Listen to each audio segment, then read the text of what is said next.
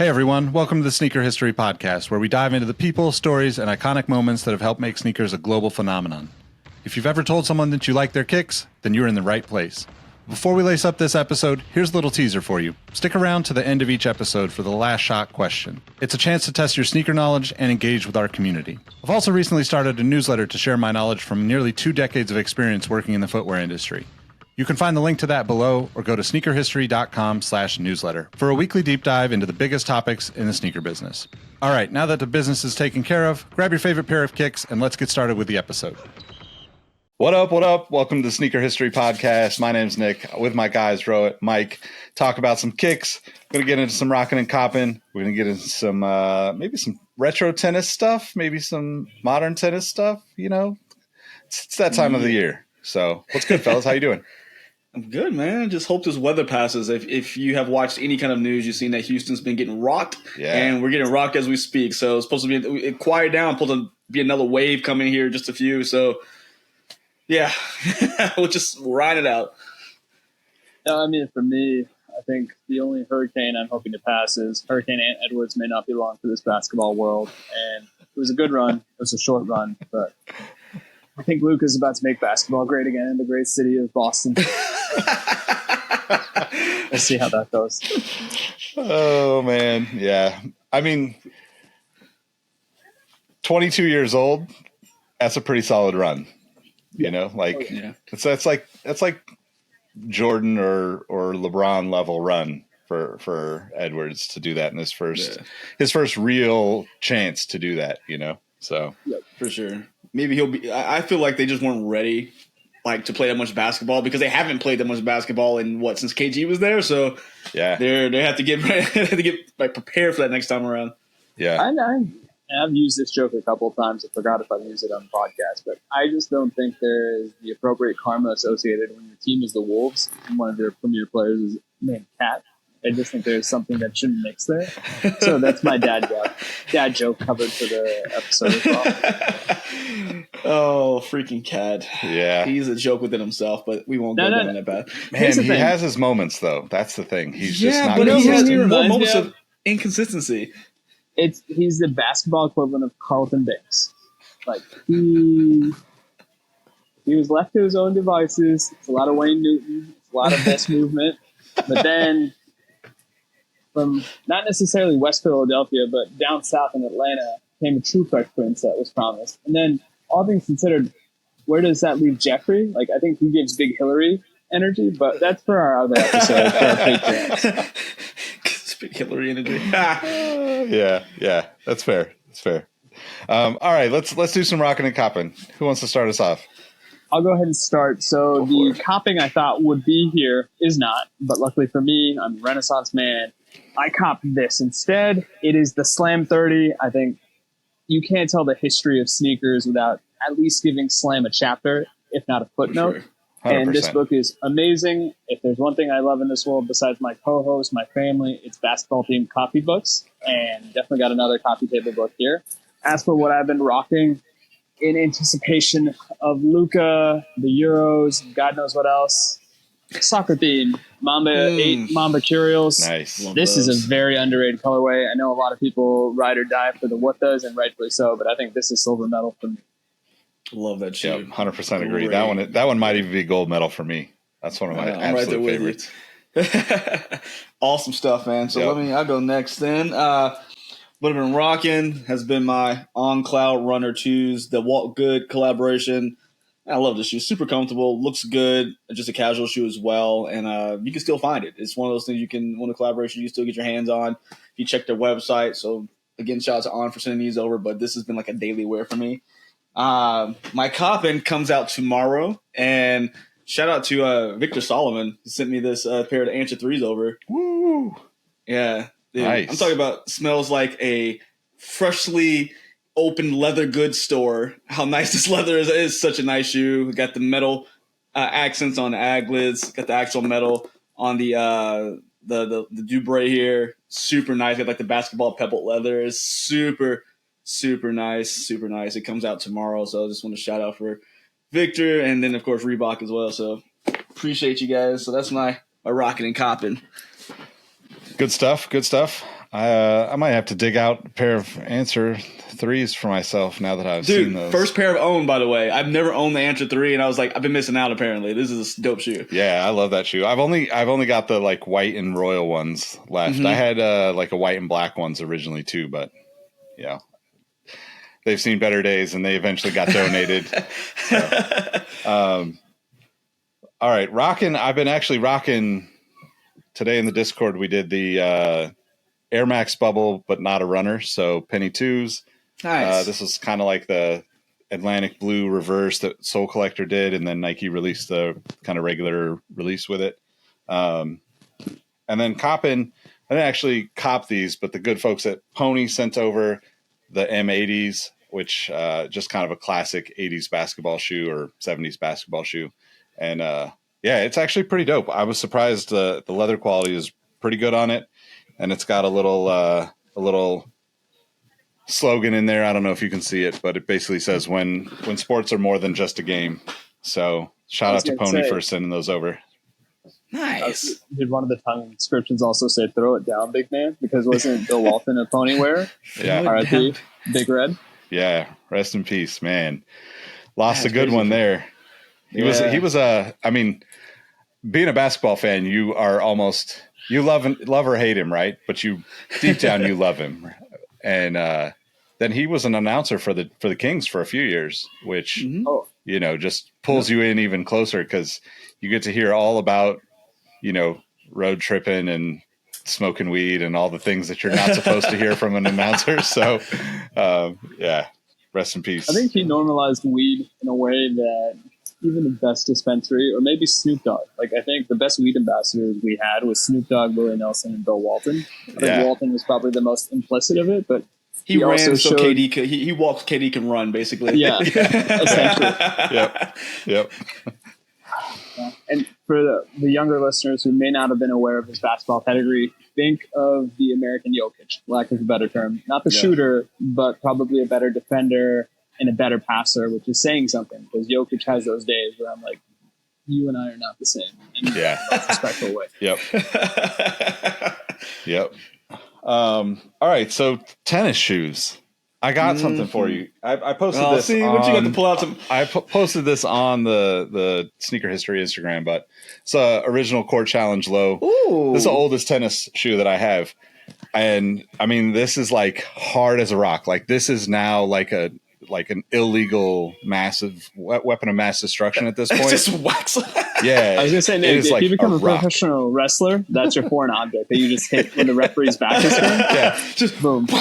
But this was, you know, like, that's so cool, man. I never got the like real shoes, so this was one of the first real shoes that I got. But you know, this has like the Agassi gradient on it.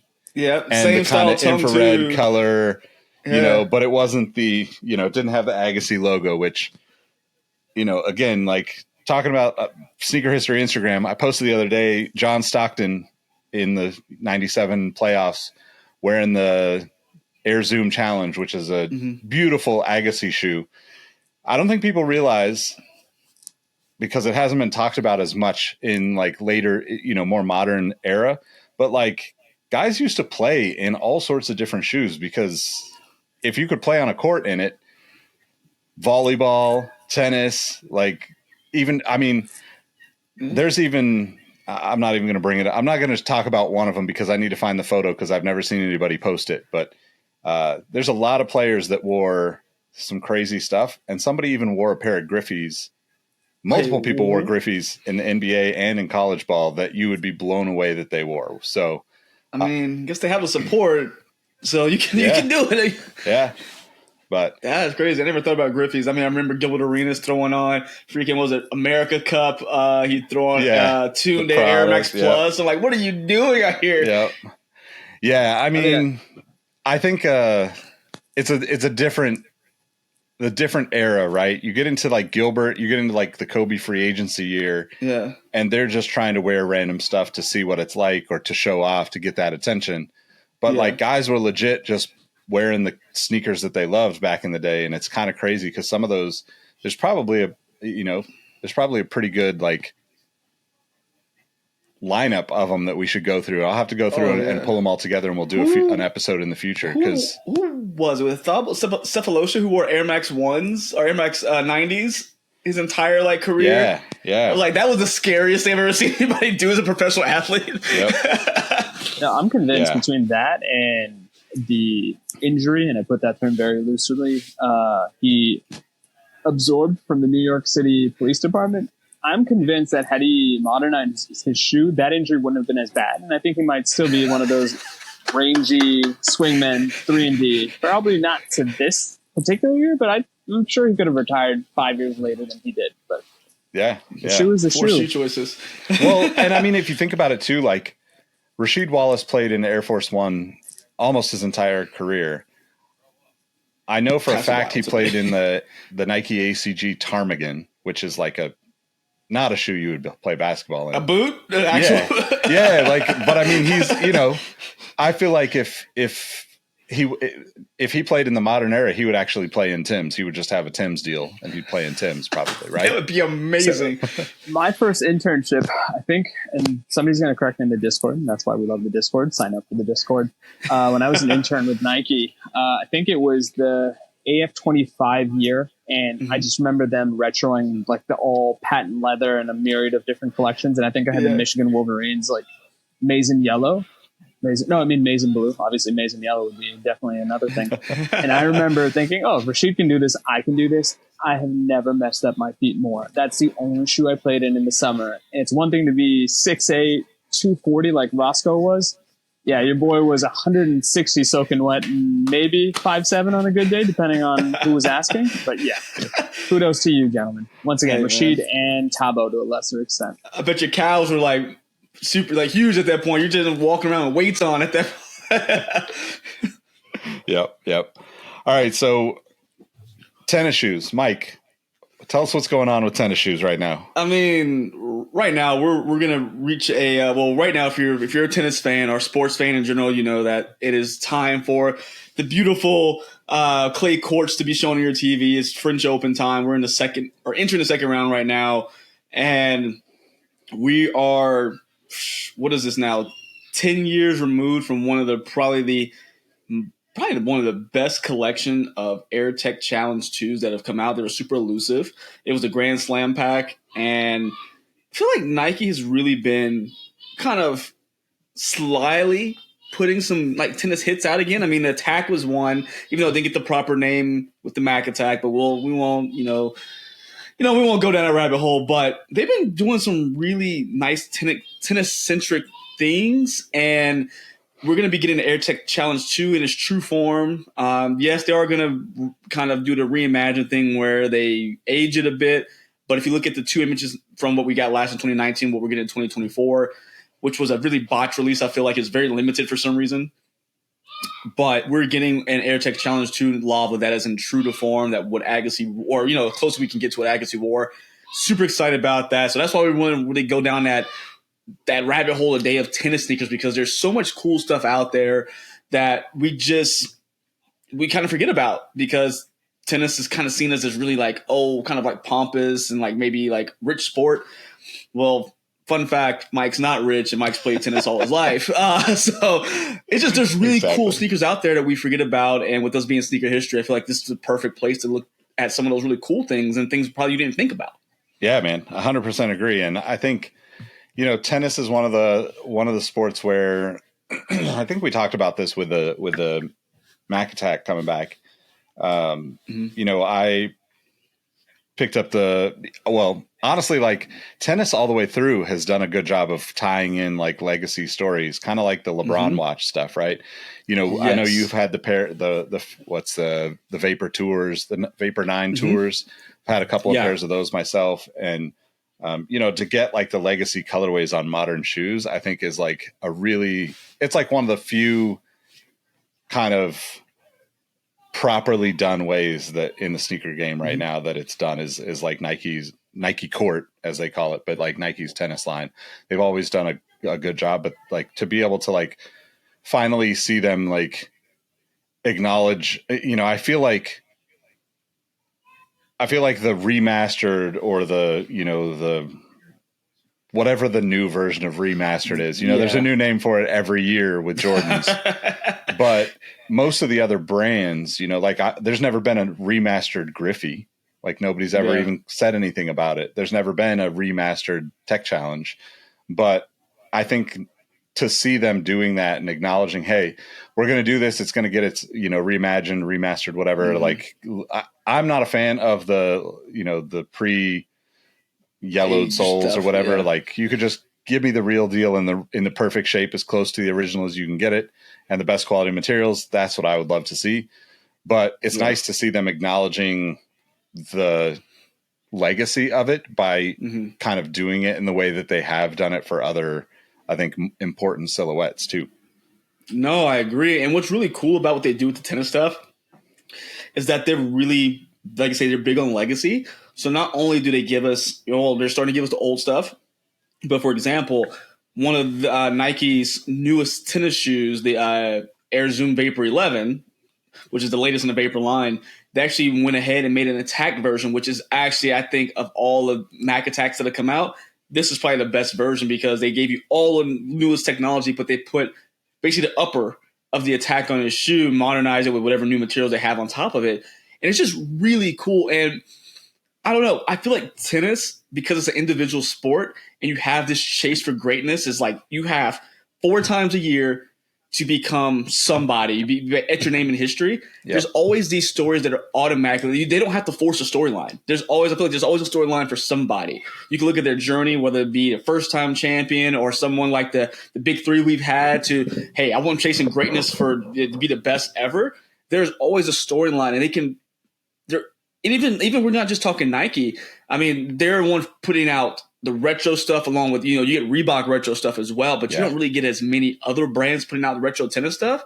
But there's always a story behind it, which is really cool because you got things like behind me, you guys see me right on top, the Court Victory Pump. Reebok just released it for the 35th anniversary of Michael Chang being the youngest French Open champion at 17 and some change years old. So this is the actual pair he wore. They're releasing a pair that looks like his polo. We kind of talked about that briefly last episode, but there's so much history.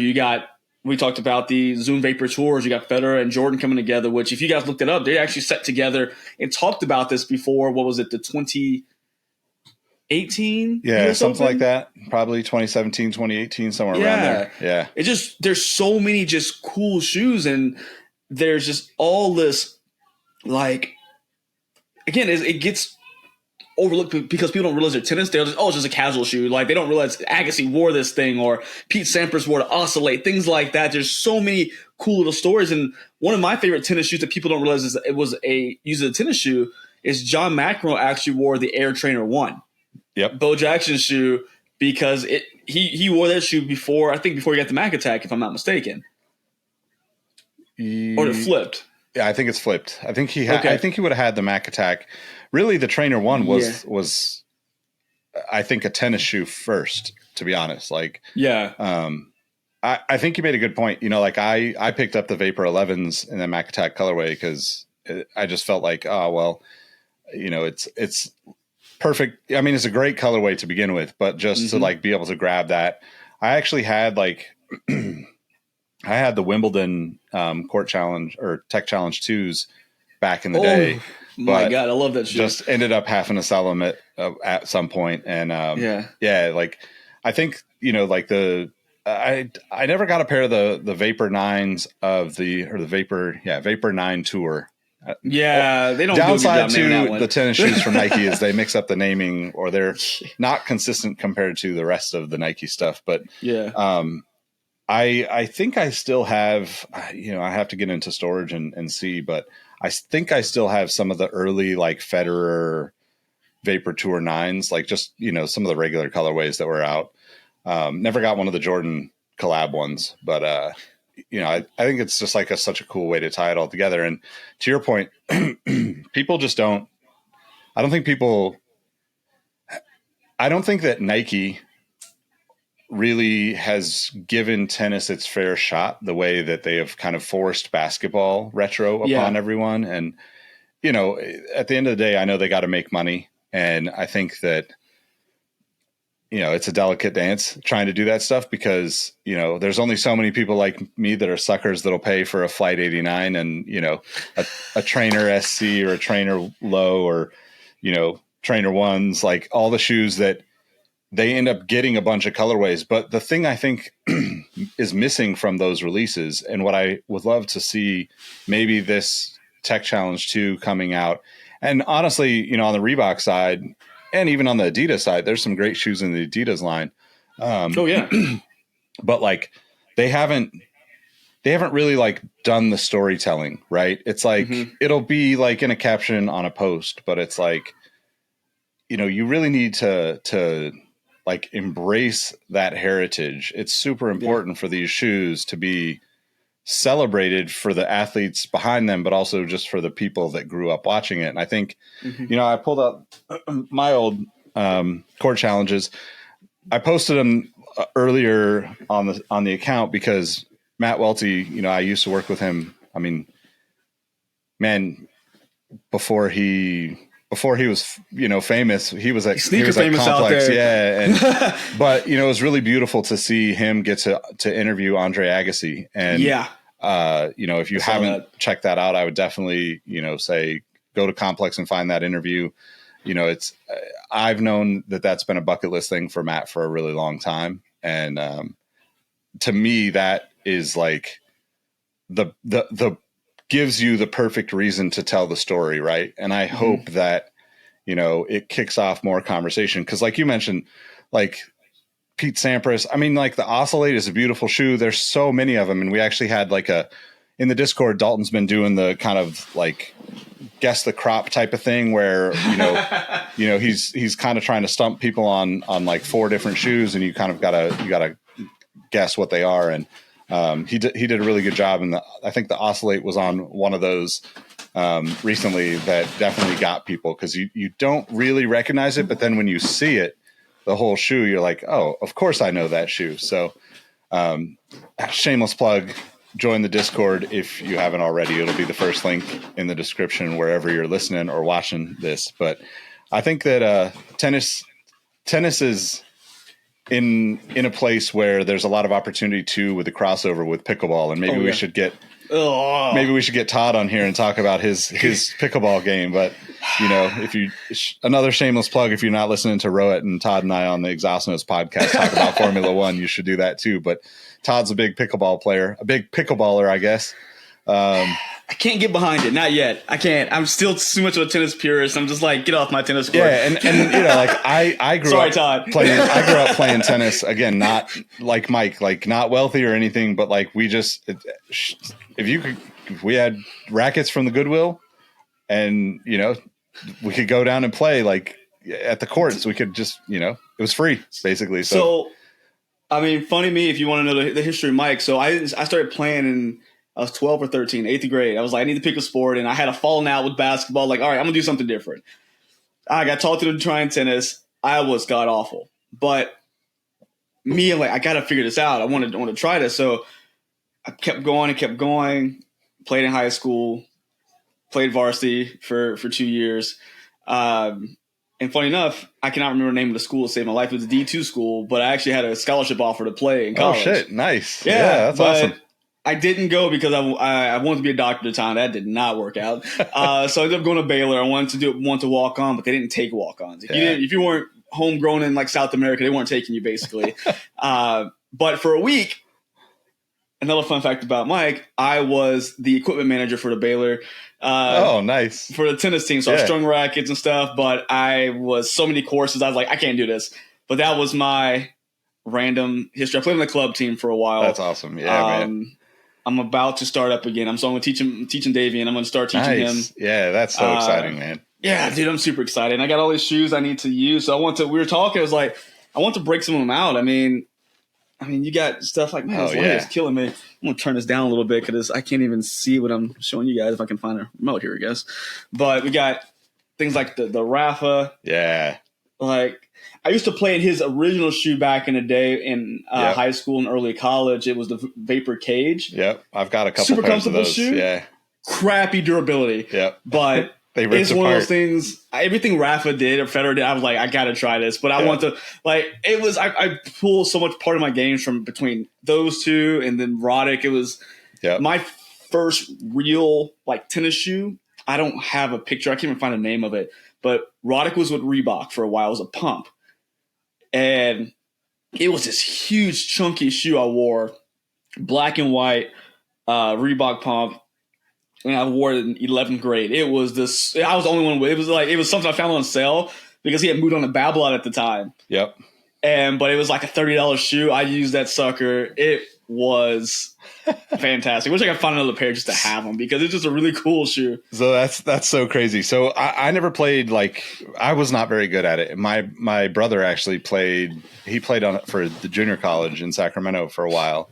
Mm-hmm. And we have some good friends that are pretty good. So we were playing, but it's been years since I played. But other than just casually, just killing time kind of playing. I haven't actually been out playing. But when I worked for Complex, that's actually where I worked with Matt Welty at. Russ Bankston and I used to walk down to Paragon Sports in middle of Manhattan, basically looking at all the shoes that were on clearance and stuff, because Paragon's more of a tennis focused, it's tennis and golf and racquetball and more of a sporting goods store, but it's a locally owned spot. And I actually picked up, I still have the pair somewhere, but I actually picked up the Babolat, the USA themed ones that year that he wore. I know what you're talking about. Yeah, so I had those somewhere because I was they were on sale, and I was well, these are crazy. I wore them, of course, casually because I was I always will wear I'm gonna wear anything casually. I don't need to maybe I'm not wearing it every day, but I'm trying it out that way. So that was one of my pickups when I was working at Complex and living in New York, and definitely a memory that it was. I feel like there's a Babolat.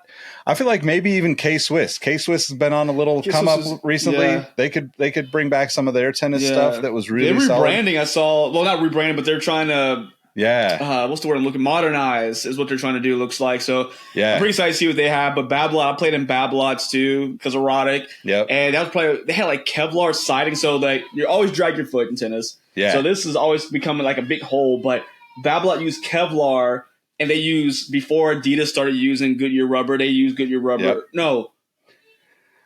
Is it Goodyear or Continental? One of the two, right? It might have been Michelin, actually. Oh, yeah. It might have been Michelin. I think it's Michelin rubber. So they were the first ones to use. Yeah. Yeah, I might have to throw mine away. Mine were, they smelled terrible. And they were like this. They were a dead banana, basically. They just had such cool things. It was really cool. If you guys didn't know, tennis has a lot of same movements as basketball, and they're outdoor ready, XDR soles, things like that. So if you ever want a good outdoor basketball shoe, check out a tennis shoe. And it's just basically wearing a Kobe on outdoor court without blowing it out in one game. So something you should try out if you hadn't done it before. Yep. Yeah, totally agree. Well, I think, I'm kind of curious what you think about the direction of tennis shoes right now too, because we've talked a little bit about the retro stuff. We talked a little bit about the more modernized stuff, but and there's really only when I think about that, the only thing that comes to mind is the Mac Attack and the Vapor 11 crossover, right? The rest of the stuff, I don't think anybody has really opened that can of worms, and I think it would be a fun can of worms to open. Oh man! But I will say, if you're more modernized than Mike and I, and you're a pickleballer, you should hop in the Discord to see all the stuff that Todd's been posting in there. But I honestly think that that could be a jumping off point for the performance side of tennis shoes, the court shoes, right? Because to your point, not only obviously there's a connection between pickleball and tennis in terms of the sport being almost identical, formats or whatever, but basketball, outdoor stuff, you know, few of my friends have a running joke that it's like the perfect summer shoe. Yeah, that's Mike's holding up. Mike's holding up the True Blue. Federer dude, Vapor I've been Tour wearing 9. a mess out of these. I have to put them in a box for a while. Look at that crease in the toe box. I've been wearing a mess out of these. Yeah, I love that shoe. I should see how much those are going for. Oh, they're on sale. I think for like $130 on Nike. They're just sitting there. I think. Yeah. Well, and the Vapor 11s are on sale on Nike too. You know, so $141. They're in my cart right now. I was like, yeah, they're getting close. They're getting close. Getting there. But it's crazy too, because I think, you know, like we have this running joke in the group chat that I'm in, and it's like the perfect summer shoe, right? It's like the excuse to buy any shoe because it's summer, and that's what we all do as sneakerheads anyway. But I would actually argue that tennis, like performance tennis shoes, are kind of perfect summer shoes because you could do whatever, you can beat them up, and they're pretty durable most of the time. You know, granted, Mike and I are like, yeah, well, those ones fell apart, but like, hey, that was after a lot of wear. Like tennis is so bad on your shoes. Hard courts, trust me, you understand what we're saying. So, I mean, you talk about perfect summer shoe. I think Roger Federer and On have probably hit that line perfectly. They have a new one coming out here soon, but the Roger is such a perfect shoe. I haven't played in this one yet, but my only fear is that it is an engineered mesh upper. But they do put a nice rubber guard around the toe box, and there's very nice like the Rand and all of like the everything. Like it's just a nice shoe, and like I said, there's a second version. He just announced a couple days ago. Nice carbon fiber plate. Look how big that sucker is. Dude. I love that. But it's just a nice shoe. So yeah, you want a shoe that can do anything in the summer. You always get the white and blues, white and greens, all whites, white and grays. I mean, that's perfect for you. Yeah, man. Well, so kind of related summer shoes. Like I also love like just breaking out the crazy colorways in the summertime, right? Because it's like, and I was gonna say before you even pull them out, but I'm glad you did. But like some of Rafael Nadal's shoes are like just screaming loud in like, which I love because he is so like reserved and like quiet compared to so many other tennis players. But there's so many good ones out there too. Like in his, and they usually end up going on sale. Like you can usually find them on clearance. You can get some insane colorways out of his too. Oh man, his shoes were great. I mean, like I said, like the big lime Bruins I had, like these are fantastic. He's a whole line, like even yet and still, if you go on Nike, there's different colors of this one available. Like his name, his bull logo. It's just bright, like his stuff, like his rackets. Even if you look at his Babel, like he has his own line of the Rafa Aero drive now. It's pink and yellow. It's just he's very. If you look at Rafa Nadal, if you go back in like history, back in let's call it 05, 06, he started different trends. He was wearing the cutoff shirts, bright colors with like the 3/4 pants, the dry fit headband. I mean, I ain't gonna lie, I had the fit. I did. 100% I did. I was like, I'm going to do this. Like, it was something different. And of course, he brought the brighter color, the sneakers out, and it was just cool. I mean, it's the same. I mean, not again. He was really reserved as a person, unlike like Andre Agassi, who brought out this whole fashion wave back in the late '80s, early '90s.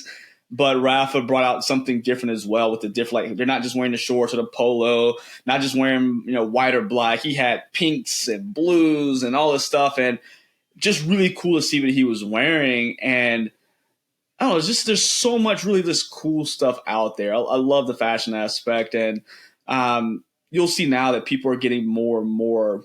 I mean, Serena was also one. I mean, clearly I don't wear women's clothing, so it didn't affect me. But you saw that she brought stuff. So much. I mean, Naomi Osaka. I know she's coming back from having a baby. Yeah. But if you look on Nike's website, she has some very bright and eye-catching versions of. I can't remember. It's like the Zoom GP. I can't remember the exact name of it, but it's another weird name. Yeah, one of them's a GP Turbo, right? Yeah, there it is, GP Turbo. Yeah. But it has like the flowers on it to represent her Japanese heritage. It's actually a really dope shoe. Like, I would actually like to get that shoe.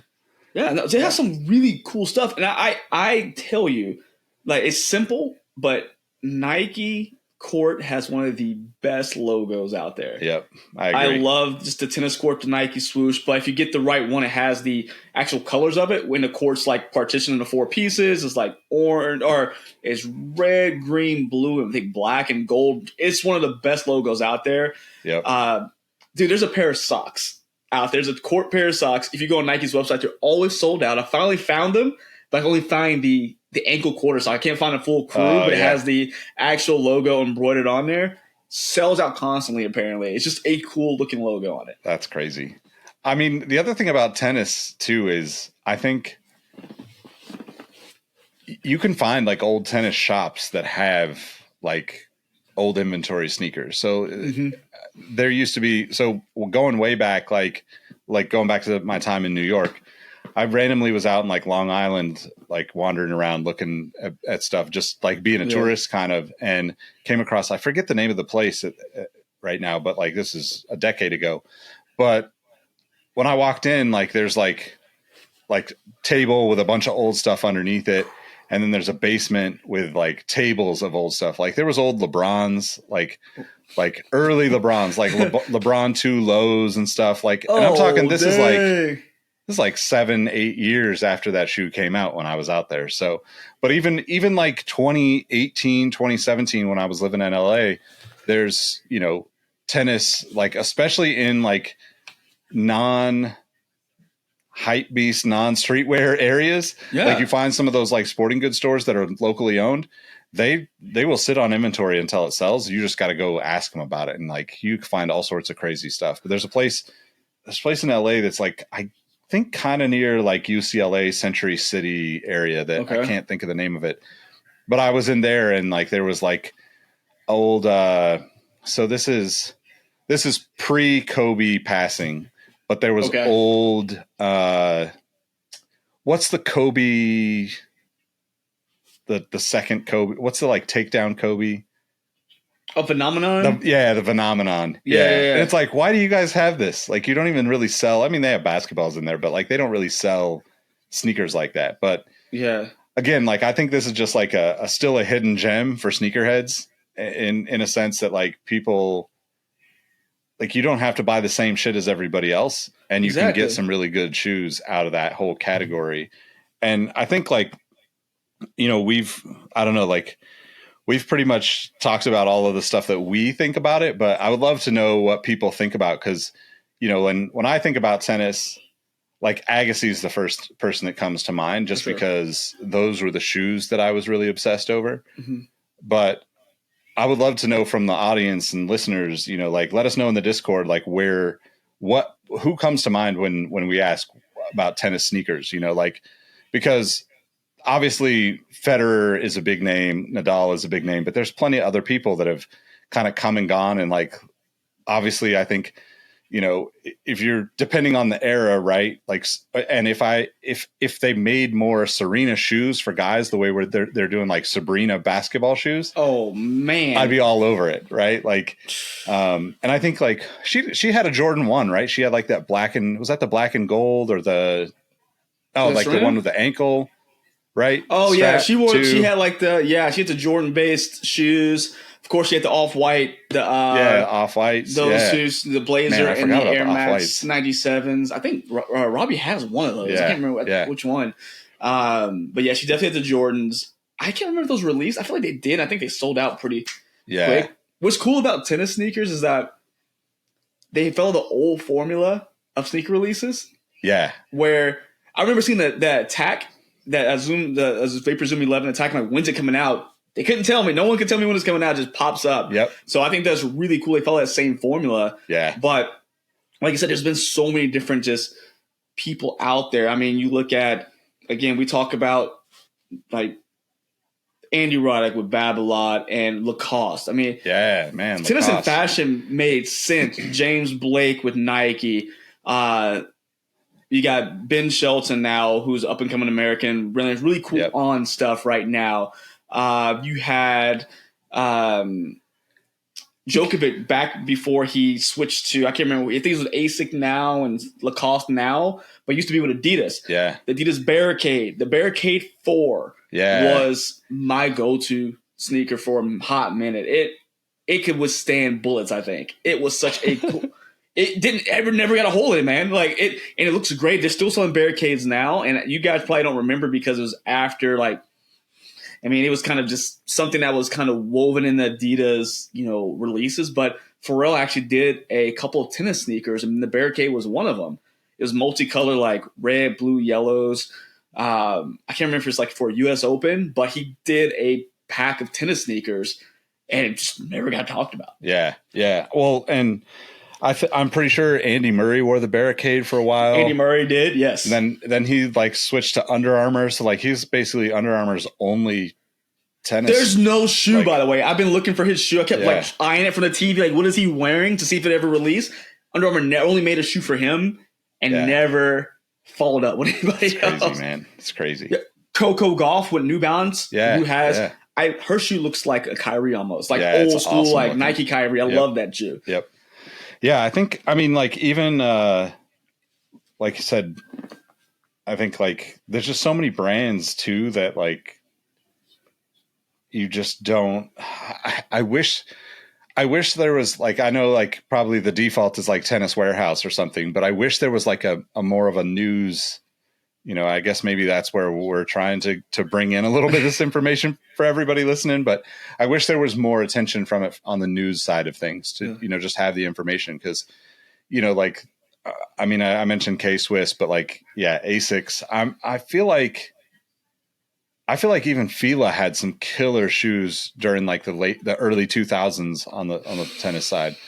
I feel like they did. I can't remember. Yeah. Wouldn't lie to you. I cannot remember about Fila, but I'll tell you this. This is like, so I worked in a country club for a while. That's where I kind of got the inside because they had accounts of certain things. So I'll be able to get things like quickly without having to worry about, like a rush. But hate to give my secret out, but I'm sure most tennis players probably know this already. But most of those big golf, like superstores, actually double as tennis stores as well. And I know PGA Superstore, which is kind of nationwide, they actually carried the Jordan 3s, like the tour, the Vapor. So if you go to those stores, typically there's not a huge lineup. I mean, even the Jordan golf shoes, I want to get on a tangent of that. I mean, we got to bring Jock in for the golf stuff. Yeah. But even the Jordan golf stuff, they will bring that stuff in. And you have your younger players out there. People try to be more trendy, you grab them, but they're not necessarily selling out all the time. You'll walk in there and be like, oh crap, this stuff is all sitting here. And they have just like, you don't have to worry about if I didn't get it on the Nike side. There's so many different places, like Nick's saying, whether it be mom and pop or tennis centric stores like the Tennis Express or Tennis Warehouse or PGA Superstores. There's a lot of stuff out there. It's like, it gives you, if you're a sneakerhead playing that sport, it gives you that same feeling of going and walking and be like, oh, it's here. Yeah. Yep, 100%. Because you don't get that or release calendar on this. It's really cool. I really enjoy that aspect of the sport as well because I still want to look good on the court, so I want to go find those things, and it's easier than me trying to find the Jordan of the week or whatever that may be. Yeah, exactly. I mean, I think that's also like maybe I'm getting a little like nostalgic for like the core of sneakerhead, living or whatever, but it kind of makes me think about how like on the golf side it's been kind of disappointing for me to see like the standard, here's an Air Max 90 golf, here's a Stan Smith golf. Like, don't get me wrong, like if you're playing golf multiple times a week, you're probably going to have a few pairs. They're great shoes, right? Like they're classics, you can't argue that they're not. But I think the thing about tennis is that it still feels like it's driven by the performance side. Yeah. And it still falls into like a performance category, even though we're started out talking about a bunch of retros and stuff, and that's important.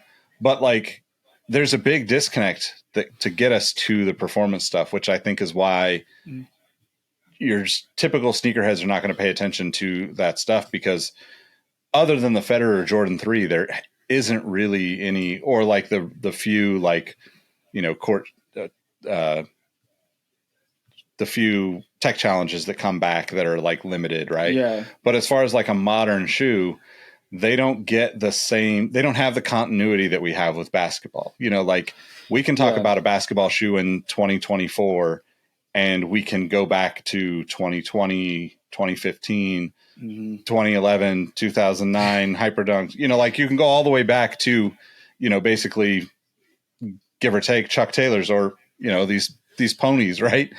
And For like sure. that through line is what keeps basketball relevant, even if it's like a little down. We all know that like there hasn't been as great a shoes and there hasn't been like demand for those shoes, but like tennis doesn't even have it at all. And I think they still make maybe even a better performance product for that sport, to be honest, across the board. They innovate more than any other sport outside of soccer. I feel like they innovate so much with their shoes, and it was really, I like that they have a balance. Yeah. Yep. Anybody who's wearing a Stan Smith, anybody who's wearing a Rod Laver, anybody who's wearing an Air Tech Challenge, these casual shoes all started as tennis sneakers. Yeah. Yep. So these are solidified in history. Hey, we're going to come out with these shoes. You're going to have your retros, but they're constantly pushing to get a better, lighter, faster, stronger shoe. And it's all brands, which is really cool. Anybody who's putting out a tennis shoe is pushing to be better. Yeah. And I really love that. And I just think that we need to find that next like big star. I mean, yeah. And I'm not trying to say like Carlos Alcaraz is not probably the biggest star in tennis right now, but he still hasn't gotten that. Oh, what is he doing? Like Rowan and I were talking a couple episodes ago. He was the spokesperson for Supreme when they came back out with the court posit. Super dope. What would have took it over the top is him wearing it, because guess what? Fed wore his Jordan 3 collaboration on the court. Yeah. But Carlos didn't wear that. If you would have put that sneaker on the court in the U.S. Open of all places. Yeah. Yep. I think so that would have too, been man. crazy. Or Wimbledon in a white pair. I mean, that would have been just, okay, great. Like that means something. And when I look at stars now, I really, with, like I say, Ben Shelton's the one I look at as the American. He has that personality, that kind of like the Andy Roddick, that kind of brash personality that people are going to look at. And he's actually well ranked. I think he's the 15th seed right now in the in Roland Garros, which is, hey, keep rolling, keep doing it. Whatever shoe they put on him, the younger tennis players are going to be looking to him. They say, what is this? Yep. And we need to have those personalities out there again, which I think we're getting to that point with the big three getting to the late 30s, early 40s. We're moving to another era, but they have to be able to do both. Off the court, rock the retros, put the latest and greatest on the court, and win. You have to win. Yep. 100% agree, man. I think I saw a thing on Threads earlier today that was basically like it was like all the tunnel pics of Cameron Brink.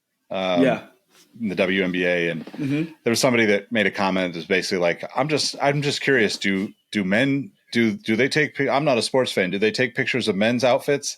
God. I was like, man, yes, like they actually do. Like, they started with them. The tunnel fits are like such a thing that they should happen in every sport. It drives me crazy to say that, but to your point and to what I was trying to say earlier about that connection between the past, the retro stuff, and getting us into the modern stuff.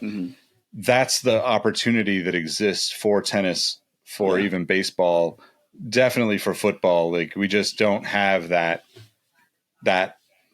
insight into the player's style. And I think ultimately that's what sells us on a shoe. Look, we're going to talk about Michael Chang. We're going to talk about Andre Agassi. Like it's crazy to think about it, but like the least talked about tennis player that I can think of is Pete Sampras, and he's one of the greatest, if not the greatest of all time.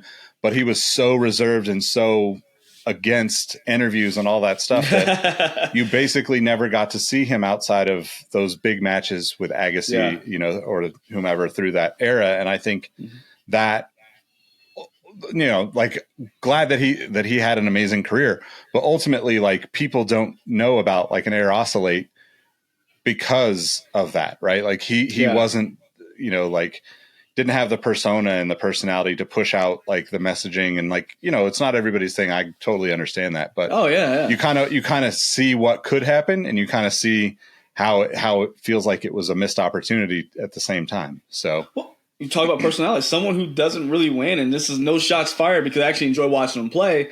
Nick Kyrgios. Yeah. He is an actual head case, but he's enjoyable to watch on the court. Him and Kyrie did a collaboration. Yep. 3-4 years ago? Awesome looking shoes. Oh, they sold out immediately. Yeah. Like, couldn't even get a pair. They were actually just fantastic. I love bringing together those two worlds because, again, if you look at sports shoes that are being sold, basketball shoes, tennis shoes, closest you're going to get to each other because everybody else is wearing a cleat. Yeah. Yep. So if they can just do more of that, bring together those worlds, I'm telling you, they would see such an uptick. And it's already because tennis players typically, and unlike me and you, probably aren't typically sneakerheads. They're still gonna buy the nicest shoe because they want the best technology. Yeah. So tennis is always gonna have their sales. They're never gonna hurt. But if they can bring in all those other things and they want to again build that legacy of we can be up there with the Jordans, the Pennies, so on and so forth. Yep. Just put those worlds together. They've already done so a few times. I mean, if you can bring the Jordan 4 SB to life, right? Yeah, give me some more of this Jordan on court. Give me a tennis Jordan. I mean, again, you did it with the Fett, but he's not here anymore. Yeah. He's not with Nike anymore, I should say. And there's so many different things you can do. I mean, Serena, like I said, the Jordan 1 inspired shoe. I'm trying to think of they had a Jordan 8. Do you remember the Jordan 8 tennis shoe for women? It was in a women's aqua color. Oh, yeah. Yep. That's a good one. Something like that is just cool. I mean, you're going to get, again, younger kids are exposed to all these things on the internet of the sneaker, that sneaker. Yeah. They don't want to wear all white shoe. Give them something that to look fresh on court. I think, and even Nike SB does a great job of collaborating with Nike Court. I have a Nike Court SB shirt. Yeah. Yep. Super cool collaboration. I'm not saying let's get the SB dunks out there, but I'm keep the apparel going there. Then mix in the basketball hybrid shoes. I think you have an actual winner there just to get more people in the sport, get more people in the apparel. It's just you can't lose there, I don't think. Yeah, man, I agree. I think on the one point you made is you got to win, right? I didn't get to watch all of it. I just saw the highlights, but Naomi Osaka lost in the second round in the French, right? And she's kind of even though she hasn't found that same level of success, since her first little pop off, I think, she's someone who could carry one of those collabs from a different category into the tennis space and vice versa. So for sure, I would love to see something like that. I mean, I know that there was an apparel thing with her. Oh yeah. They tried to do some line. Well, I know she has her own line, but they tried to do some sort of crossover of some sort, category crossover. I'll have to look it up. I can't think of it off the top of my head. So, but to your point, what I was going to say is to get over that hill, to make it a thing for everybody to pay attention to, they got to win. Right. And I think that's the biggest challenge with, the current, I don't know, it's not it's tumultuous out there in tennis, but there aren't to me, there's not a clear number one on either side because it's almost like a flip of the coin on who's going to show up at their best. Exactly. In the sport. So like I say, 10 years ago, you knew one of the top 3 men were going to get it. You knew Serena was going to get it, or Ivanovic, or, it was had a couple of women that was okay, it's going to be one of these 3. Yankovic at one point before she had retired. It's just, we're in a time of flux with kind of the changing of the guard at this point. But there's so many cool things. I mean, you can look at any brand. I'm me personally, I'm a fan. Yes, I'm a fan of some Jordans after 14. It's not a crime. But dude, think if you took a Jordan 23 low, made it a tennis sneaker. Yeah, that'd be crazy. Or even Reebok. They have heritage in tennis. Get an Antra 4 low, like they did the cleat, make that into a tennis sneaker. There are so many things that can be done to bring those worlds together. And what's nice about it is that you see it. It's not one of those things we can't see the shoes. It is focused on 2 people on the court, 4 people max. Yep. You're going to see this. You're going to be able to see that product. And the commercials write themselves with anybody who's winning. Like, yeah, easy. Yep. 100% agree, man. 100% agree. I don't know. All right. Well, let us know what you think. If you're a tennis fan, sneaker fan, tennis shoe fan, it's always weird because like tennis shoe is such an old way of saying it, but it is what it is, I guess. Mike, let them know how they can find you outside of the podcast. Yeah, man. You can find me here, of course, on Sneaker History all times. You can find me Instagram and Twitter at MadWatcher789. And then you can find me on YouTube at Mike Guillory, where I'm actually – plan is, as I start giving my son tennis lessons, I'm going to start doing some performance reviews on tennis sneakers as well. So nice. All right. Looking forward to it. Cool. Well, you can find me at Nick Ingvall on all the platforms. More importantly, follow at Sneaker History everywhere. Hit the first link in the description to join the community, get in the Discord. And like let us know what you think about tennis shoes and like, you know, what I was asking earlier, like what athlete comes to mind when you think of tennis shoes? Because I'm kind of curious, like the general vibe from our audience, like where they land on this, because it's something that I think like everyone is a little bit different, right? With basketball, you think of Jordan, you know, like it's just how it is. So just the way of the world. Yeah, exactly. But we appreciate y'all for listening. We'll catch you in the next one. Peace. See ya. Hey, Nick here again. Before you take off, I want to thank you for listening to the Sneaker History Podcast. Be sure to hop into our Discord to answer this episode's The Last Shot question and get to know our community of sneaker enthusiasts. If you'd like more insights on the trending topics in the sneaker world, I've also recently started a newsletter to share my knowledge from nearly 2 decades of experience working in the footwear industry. You can find the link to that below or go to sneakerhistory.com/newsletter. And last but not least, tell someone you like their kicks today. You never know how far a simple compliment can take you, and we all know how good it feels to be on the receiving end of some appreciation. Thank you for all the support, and we will catch you on the next episode. Peace.